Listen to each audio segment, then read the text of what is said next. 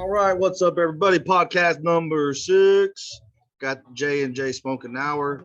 Got the mouth of the Midwest, Joel Reeser, coming in live from the original Stag Lounge, Oklahoma City, only to be duplicated in the big town of Stillwater, Oklahoma, baby. That's it. So, how's it going, Joel? Oh, man. I'm good now, brother. Excited for the podcast, but it's been a day. No, we obviously down here with my good brother Elvis. Anybody knows he's our bar manager over here, dear friend. And just getting over here, and I'm kind of a detail whore, anybody that knows me, so I like to get a good reflow. And Jared had asked me if I could work my magic out down here, and we got the place looking, like in ship shape, man. So tip shape, bro. Tip top. Yeah, man. Just doing what we can to succeed in our businesses. Amazing concept, right? Help a friend out and make sure he's got the tools to succeed going forward too. So there we go. So what you blazing today, bro? Oh, bro, that's an easy one. Shout out to our the old homie Ryan Rayford. Bro, anytime I see you in Tulsa, he knows. Yeah. Anytime, I don't know if you can see it since I got the light, but smoking that Liga H99 Toro, that beautiful Corojo, Nicaraguan Corojo. I love these. Anytime I try to, I can get my hands on one, I'm going to enjoy it. Case in point. Nice. Yeah, I picked up the Liga 9 Corona Viva by oh, there you go. accident. We're smoking the same brand, bro. Like usually we're on something different, bro. It's one of my favorites, so I really like this size. Oh yeah, you can't go wrong, man. And then I got after I get after it later, I got a little going to a classic New World from AJ. There we go. Always a top seller. Yeah, I've been on a Drew Estate kick today, though, man. I had a Hoya Antonio 1970 Grand Console on the drive down. I forgot how good that stick is, man. But yeah, it's been a good day so far. Awesome, man. Well, first topic for the day, we're going to talk about the PuroCigarHouse.com monthly membership. So basically the way that works is you sign up, it's $60 a month. We ship out on the 12th of the next business day if that falls on a Sunday or a holiday. You get anywhere from 6 to 7 cigars each month. We don't repeat the same cigar / Vitola for the entire year. And additionally, you get off 15% off the website, special member deals throughout the year, and you get first dibs on all new releases. Yeah. So it's pretty much just like a in-house membership, but for the guys on online. And then I personally pick out the cigars each month. So we're going to go through March's pack, man, but it's already went out. So we're already gearing up for April. I got some nice surprises for April, but actually threw out some of my favorites on the March list. Yeah, I was looking, man. It's a really good list. Yeah, first up, we have the Aventura Barbarojas Invasion, the Corona. Listen, that newest jam, bro, for me. And listen, I'll let Joel get into it, but like I bought 2 boxes already and blown through them. So I'm happy that I got the basics on it just so everybody's knowing. First of all, if you haven't seen the box yet, we just got them to Stillwater, and guys are enjoying it. The box actually talks to you. I finally heard the quote. It's basically like, buy this cigar, you're going to pay the price. Really creative stuff from Marcel Henderson and Nicole, but it's a Mexican San Andreas wrapper. So I kept telling everybody I thought it was crazy because I got a little bit of a cinnamon note to it, but that would explain it with that wrapper. And then it's Dominican binder and filler. Don't be taken aback by the fact that it is a San Andreas. If you're worried about a heavier cigar, it's a good evening smoke. Most people are going to enjoy that, especially with Dominican filler in there. Yeah, it's a medium plus smoke for most people. For a heavier smoker, it's medium. Mm-hmm. Yeah, it's one of those ones, like I smoked in the morning the other day. Yeah. Really enjoyed it, but great new release. I know a couple of us on one of our podcasts released it, but we were talking about being #1 cigar of the year last year for a couple of folks, right? Absolutely. That was on my list for sure. Next up, we had the Aventura Conqueror Comandante. One of from their original releases, but again, another powerhouse there. I think people, when we talk about Aventura and ADV, I think people sleep on that one the most. We actually sold quite a few of the 60 ring gauge versions. I think that's the El Capitan, but he used what they call an Ecuadorian H2000 wrapper. It's got a Sumatra binder. Obviously, I'm biased as hell on Sumatra and the Nika and Dominican fillers. But the H2000, and I don't want to speak out of turn, but I want to say that was like a Henderson signature, like one that either you don't see a lot or was his hybrid. But I'd say medium to full once you get into that final third. But that Sumatra has this beautiful sweetness to it. And again, I'm not a big 60 ring gauge guy.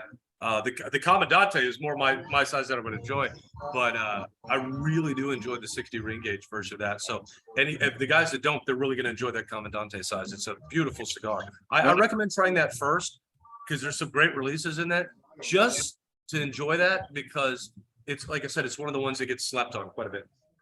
Absolutely, and probably one of my top two Connecticut's, the Queen's Pearl limited Lancero that they did 2 years ago, and that's mostly for, I think most of those are for their top accounts, which we happen to be one. Again, we appreciate the relationship with those guys. Nicole, Marcel, and Henderson are great. But yeah, the Lancero, again, I'm still blazing those, coming in a 10-pack. Smokes well, lasts a long time. I feel like it's, even though it's a little bit more pricier Lancero than most, around that 16, 17 mark, like it's still a great value for me because it lasts such a long time. Hour and a half. Yeah. I always have what I call the, you've heard me say it, Bud's heard me say it. We have what we call the list of 5. There's about 5 Connecticut shade offerings that I just gravitate towards. And I've mentioned a few of them before, you know, but so I will do it again. But this is one of them. And then somebody will ask me up there in Stilly specifically, they're like, what size? My answer is sure, because I love the Corona. I damn sure love that Lancero. They're in for a treat. And then the Robusto is like, you can't go wrong with the sizes on this. Right. If you're a coffee guy like Jared and I are, if you have a morning cup of coffee with that cigar, it's an experience. You want to take some time, just relax, get your day started, and enjoy that cigar. So I can't say anybody sleeps on this. This has probably been one of his most successful. I know it's been highly ranked in various publications. So yeah, if you haven't had that Lancero, I would say the biggest sleeping thing is that they don't realize it's a limited edition, and once we run out, which we did load up on, like I can't just order more, right? Like we'll have to wait a couple of years for him to re-release it. So like 12 of cigars, you know. yeah, the other half of the lineup was Ove out of your old stomping grounds. We got the Santa Marta Petite Lancero, one of their newest. Used to be a more limited cigar. Now it's part of their. They just released it for their general lineup. So Santa Muerte, it's interesting, man. I want to say the last time, hard to even believe this, it was 3 years ago. I could be wrong, it might be 2, but I want to say 3. But it's Ecuadorian Habano wrapper and binder, so it adds a great sweetness. Just a nice, like a decadent spice, not too heavy. I'd say light end to medium, maybe medium as you get into it. And then it's got a San Andreas, hence the end of it, Nica and Dominican fillers. But it was always a super popular core line. I hope I'm not speaking out of turn of James Caesar's, but I'm pretty sure it's Angela's favorite cigar from their lineup. I've smoked all 3 sizes of the new release.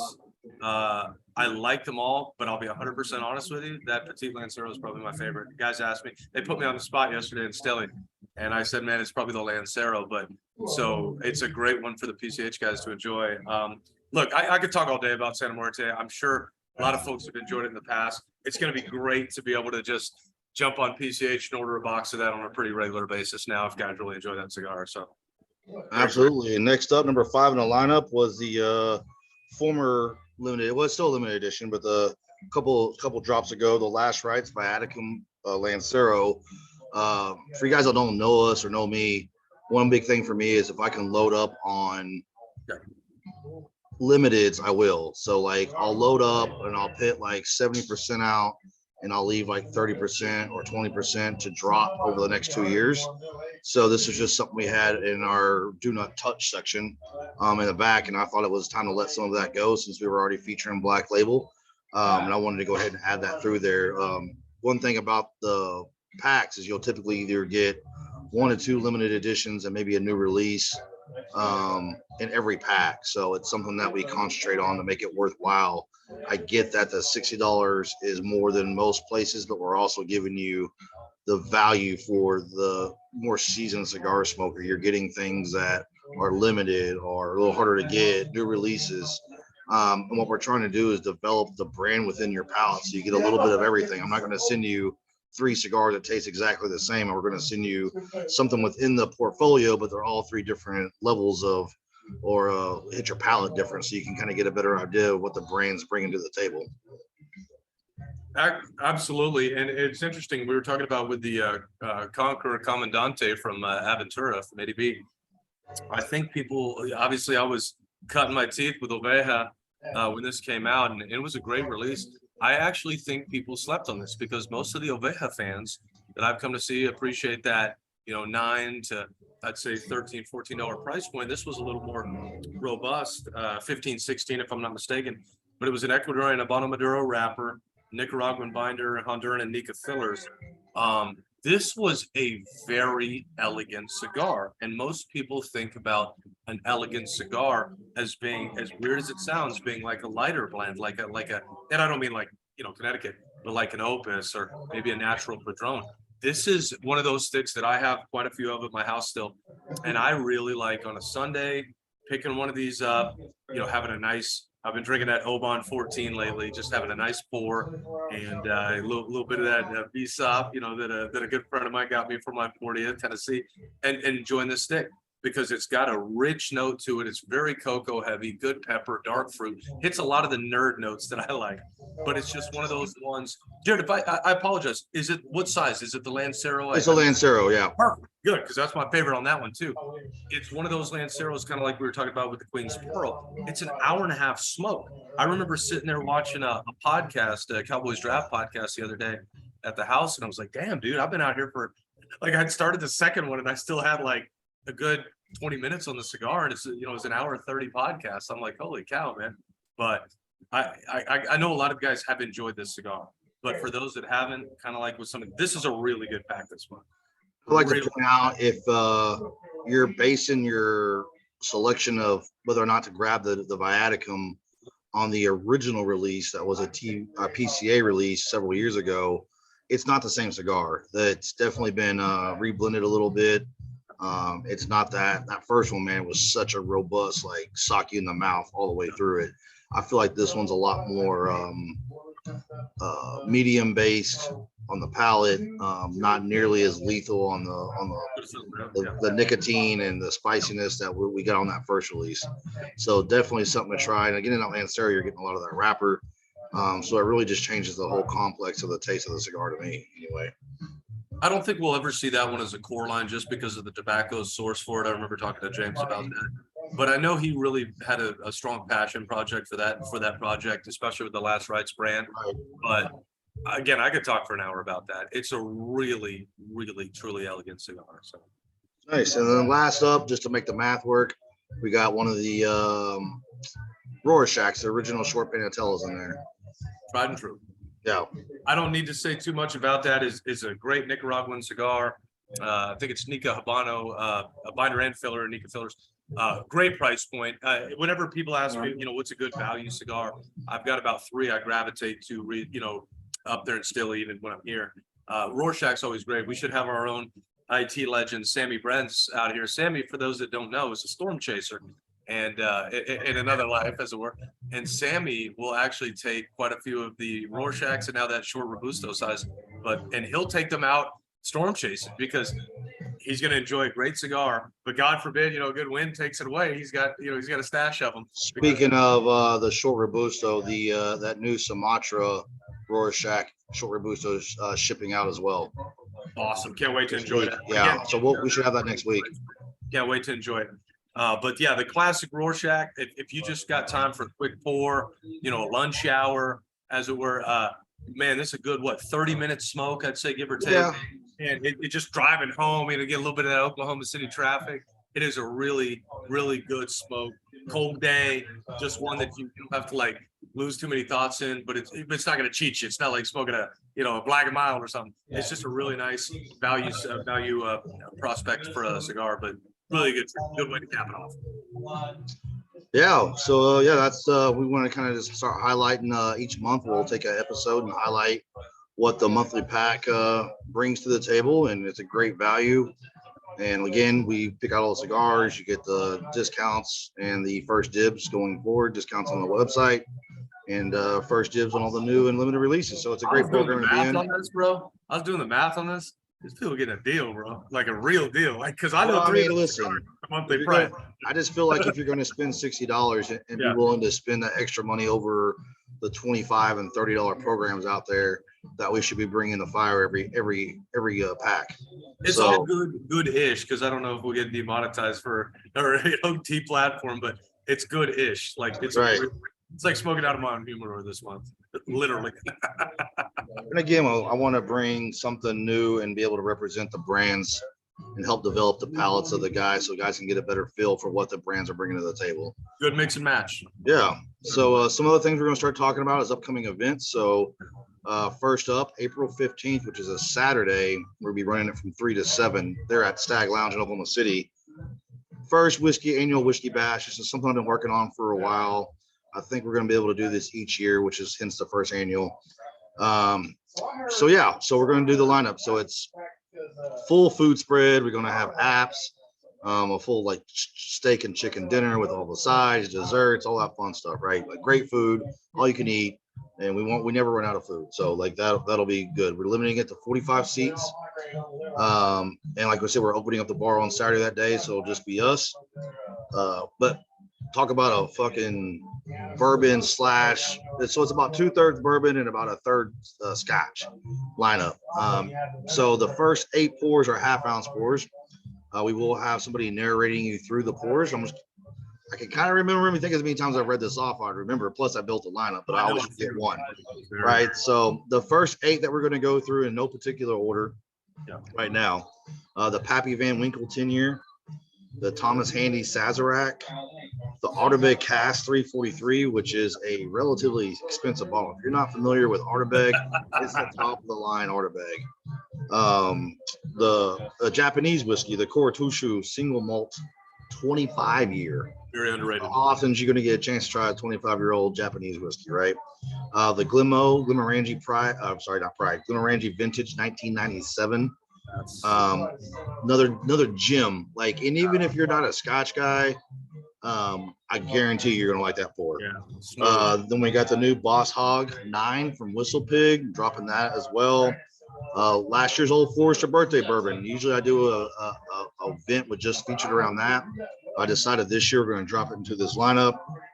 And the last of the first 8 is going to be the new Founders Collection Rabbit Hole Nevelar. That has got to be one of the most impressive bottles I've seen in the last 10 years. It is a very pricey bottle. I think retails around $1,200 now. So what's going to happen after that, we're going to break for dinner, eat some dinner. You'll have about 2 to 2.5 hours. We're going to hand out 6 tickets, and the 6 tickets can be used on these next 14 bottles however you want. So if you want to get 2 pours, as long as the bottle's still available, you can double up on a pour. And the whole point of that is to give everybody a chance to like get some what they want to drink, right? I want to be like, all right, you're not a Scotch guy. We already made you try 3 Scotches out of the 8. Now you got to drink 3 more. No, listen, you want all bourbon, get all bourbon. You want all Scotch, get all Scotch. But the 14 that you're going to be choosing from is 2 Japanese whiskeys, a Tatessa 25-year red and the Tatessa 30-year gems. Like, guys are sleeping on that. Don't know much about Japanese whiskey, but you're balling out when you're over there drinking that stuff. Got 2 selections from Kentucky Owl. We got the new Mardi Gras and the new batch number 12. We got the Knob Creek 18, the Blood Oath Pack 8, 3 selections from Glenmorangie, the last 3 limited editions they've dropped. So the Tell of the Forest, the Tell of the Cake, and the Tell of the Winter. All great selections as well. For you Weller freaks, we got the 107 and a single barrel, the Yamazaki 12-year, one of the latest releases from Makers, the BRT01, and last but definitely not least, I have 1 single bottle of the Booker's Lumberjack. Definitely was a smaller allocation of just the recent releases, and that'll be available as well. So like I said, you're going to get the first 8 pours narrated, all the food you can eat, and then you're going to get 6 tickets that you can pick whatever you want. It's going to be $400. And I can tell you right now, there is no place you're going to get all those pours for $400 anywhere in the United States this year. If you can even get all the pours in one day in the United States this year, and the opportunity to get to try all these like aged and allocated liquors for I feel like a great deal. Like, I think if you went out and tried to price those at half-ounce pours throughout a 2-day period, man, you're probably going to be sitting around $800, $700-800, right? So we just wanted to put Oklahoma City on the map, man. Like, that was a big deal for me. Moving forward was you know, I think we've done a great job of making Oklahoma City a destination spot for cigars. And we have a really strong whiskey game. And I feel like we have one of the strongest whiskey games in the country. And it's time for us to start showcasing what we do. So this will be the first one of the year. We're going to have some more bourbon heavy ones at the Stag Stillwater and our Wilshire concepts later this fall. But right now, April 15th, 45 tickets total available. We've already sold quite a few. So if you have a chance, grab your ticket. You can go to we'll be posting a lot on Facebook and IG with the Eventbrite link, or you can call or message the site and we can get you a credit card form and get that sent out to you as well, whatever you want to do. But again, phenomenal event. Now, in all fairness, it will be a non-smoking event. It'll be our first non-smoking event we've had. We will allow smoking on the patio that day. But from the 4-hour event, we'll be non-smoking. And then once the event wraps up, we'll go back to smoking because that's what we do.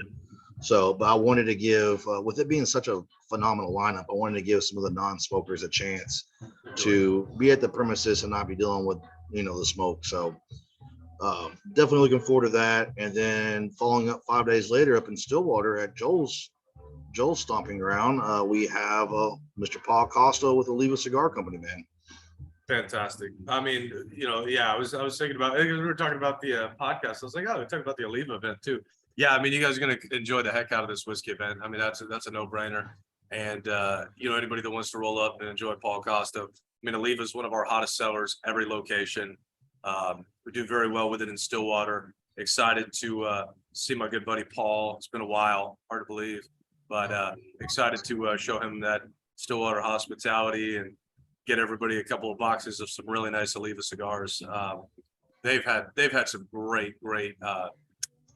releases, even Vitolic. So just hell, I got one of the V Maduro double Toro in that 60 ring gauge, you know, in the car, man. It's just that's one of those brands you never have to babysit. It does so well on its own. It's done well for as long as I can remember in various cities. So we're very excited to show the Stillwater folks, anybody that wants to roll up, member-wise, non-member-wise, a great time up there with our good buddy Paul. One of my favorite things about Oliva events too, for a value standpoint, like I feel like they have some of the best deals, right? Especially if you get over that 20 count and up, like they're definitely taking care of you. So that's something definitely if you're about getting value for your buck, and want to come have some great fellowship and live the cigar life, maybe come through Stag Stillwater, April 20th, 5 to 8, man. We'll have Paul, we'll have Joel there. I'll be in the house and we'll have a great time, man. And you'll get some hell of deals from good old Paul Costa. All my guys ask me like how I know that date to a T, like, cause you know, I'm like, I can remember events with dates. I'm terrible. And I'm like, hey, it's Costa. You ain't gonna forget. But I'm like, bro, that is literally the Thursday night before the draft week. So we're gonna get Paul. We will have plenty of Olivas for everybody to smoke that. Apparently it's an unofficial national holiday, bro. Oh, look, man, it's my Christmas. Everybody hears me say it. So, hey, it'll be like an early Christmas with our. Right.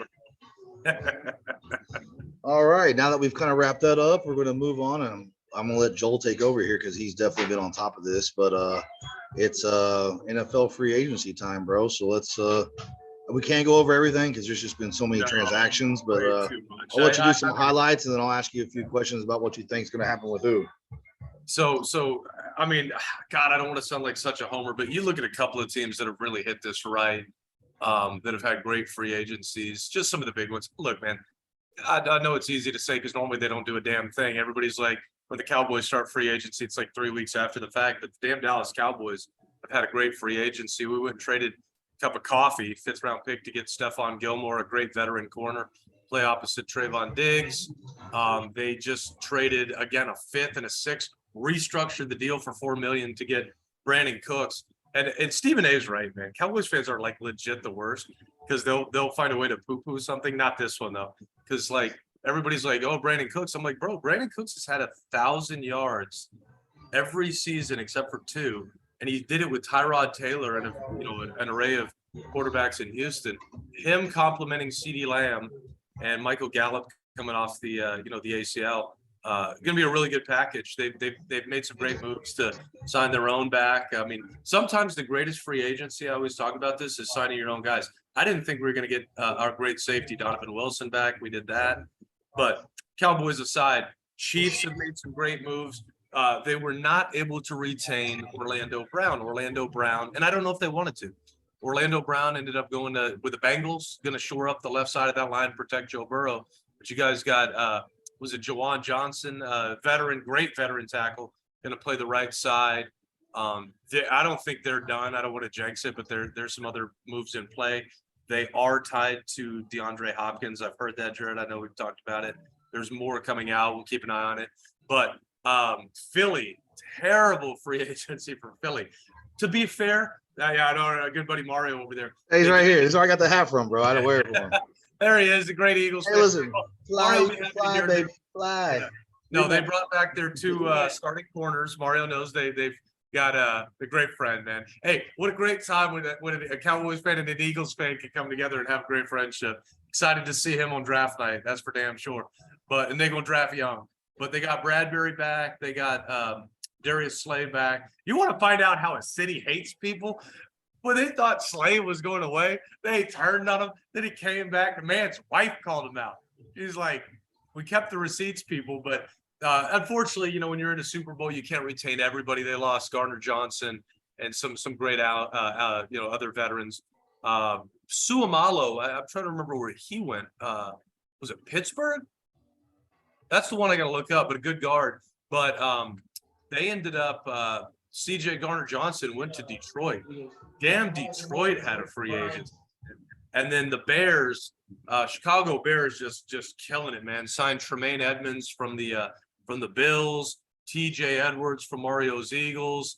Bro, every time I turn around, they keep signing people. Carolina's had some good free agent moves. They've just got some great receivers. I think they're trying to wrap up getting DJ Chark, a little speedster, and then just trying to get honorable mentions. Some of the teams sitting on their hands. Houston signed some good players. They got Dalton Schultz, who had a couple good seasons with the Cowboys, but they've signed some good receivers, running back or two. Oh, good right now, thanks, Jess. But they've had some. Speaking of Houston, Tunsil. Yeah, man. God Almighty, you talk about. Hey, you just set the remarket for the tackle game for contracts, and he self-negotiated, bro. He doesn't even have an agent. Then we're going to talk about the obvious ones because Jimmy G has gone to the Raiders, 3-year deal. Then you had Derek Carr to the Saints, good signing. Going to be a rebuilding year for them. Tampa's got Baker Mayfield. They've signed Chase Edmonds, if I'm not mistaken, Arizona back. Tampa's got a shot, bro. If they can protect them a little bit. Still got the receivers. They got a receiving core. Yeah. Buffalo's made some good moves too. Carolina signed Miles Sanders. That's the other guy. I forgot the Grady back. So it's been interesting. And that's just the big ones. Obviously Aaron Rodgers. We're just waiting on the compensation, but he's going to the Jets.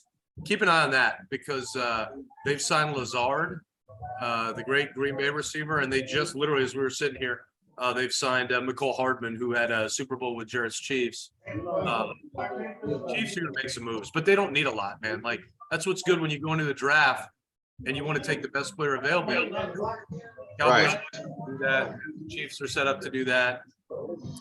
There's still a lot of teams that do need some help, though, man. Quarterback situation.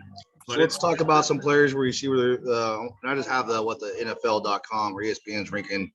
So let's go through some of the top guys still available. So first on the list is Bobby Wagner, Super Bowl champ, one of the great inside linebackers of the game. I don't want to jinx that because he ain't going to the girls, bro. Don't worry. You don't need him. That's the thing. We re-signed Van Der Esch, but Bobby Wagner is a leader. The guy's 33 years old. Right. Super Bowl. But he's still got a lot of gas in the tank. And he's going to go to a team that doesn't necessarily need a middle linebacker, but will be able to take some of these kids by the hands. See if he goes to the Chiefs with Nick Bolton or Cowboys with Van Der Esch or I wouldn't be surprised if Buffalo wants to go in all again and go after him, but I'm stunned he's still on the market. That one really does surprise me. CJ Garner Johnson was the other, but he just signed with Detroit. Right. So, Detroit's Elvis, putting together a great team. good moves with the Steelers too, signing a veteran corner Patrick Peterson to the Steelers. Right. That's a good one. Yeah, he's giggling over there. But who's some of the other ones, Jared? If you got Number 2 on the list is Odell. he's going to have to bring that money down. Nobody's going to pay $20 million for a receiver, albeit a great one coming off 2 ACLs. Right. Number 3, Yannick. I can't say his last name out of Indy. I think the money is going to be a situation. I would not be. I want to say he was in Jacksonville last year. He was with Indianapolis. The Colts ain't going to bring him back. But he's 28, bro. You know what I mean? Yeah, he's gonna probably add a veteran presence somewhere. Baltimore would make sense there. I did read something where he might be a good fit for Kansas City, depending on how much he wants, right? To replace Frank Clark, another veteran, savvy veteran. Yeah, that would make sense. Frank Clark's still out there for that matter. It's crazy. I think the money's going to be a big deal. A lot of guys might not sign until after the draft too. Right. Number very deep list is, from the Raiders. We got Rock Yun-Sin, cornerback. Rock Yun-Sin had a good cup of coffee with the Colts. I wouldn't be surprised to see Oakland sign him back. Keep an eye on that. Right. Or not Oakland, Las Vegas, whatever the hell they are now. Yeah, whatever. Yeah. Same thing. Yeah, he was good for them. DJ, is it Shark, the receiver out of the Lions? If it's not already done, I heard Carolina's getting ready to put pen to paper to put him over there. We'll see if that happens. And a little further down the list, you got Javon Clowney. I'm going to be honest with you, dude. Woo. After his exit in Cleveland, unless you need a veteran end, good luck, buddy. And then you got Marcus Peters coming out of Ravens too, and he's only 30. Ravens could bring him back. Again, kind of like with Gilmore for the Cowboys, or Rock Ya-Sin, Patrick Peterson to the Steelers. Yeah, he's a great veteran, and he's a dog, man. That guy's right. So keep an eye on Marcus Peters. Good veteran presence right there. You know what? Someone that's on here I didn't think even though he was still on here was Kareem Hunt. Like, he just never really rebounded back after getting traded to the Browns, bro. I don't want to poo-poo it because the Cowboys just brought in Ronald Jones, who was a veteran Super Bowl winner with Tampa. I really actually was hoping they would go after Kareem Hunt because it would have been cheap. He's only 28, bro. Well, and not only that, but you need a bell cow to replace a Zeke Elliott guy. Hell, when we talk about Zeke Elliott being on the market now. That'll be my last one. Yeah, he's at number 23. So I was just kind of skipping down to some little more high-profile guys. Yeah, go ahead. I'll save Zeke because I think Zeke goes to Buffalo. It would make sense. Man, wherever he goes, he's riding the bench. Here's the thing, man. If they could have worked it out to use him in a fullback role, you can say what you will about Zeke because he lost a step short, man. It's 28-9. But there's no better blocking running back in the league.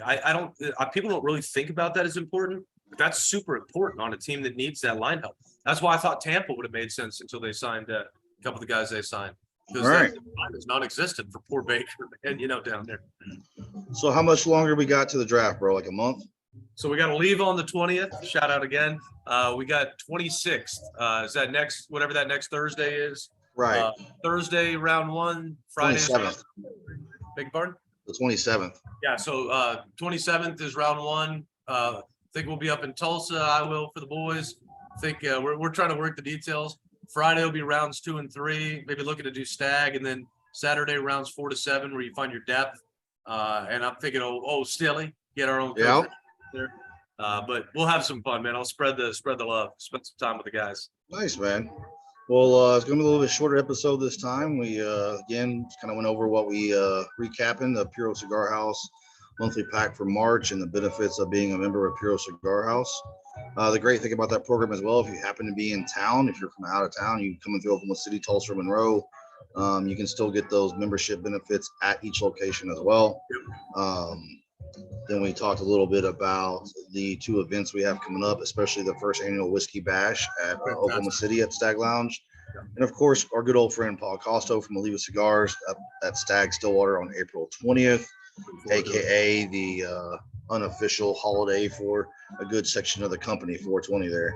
So I didn't think about that. I don't think Paul Costo is no. I didn't say for Paul. I said for I think he's going to do a nice Melania Churchill that night. Right. Well. He just happened to work out that way. A lot of guys enjoy that holiday, though, I'm sure. Yeah.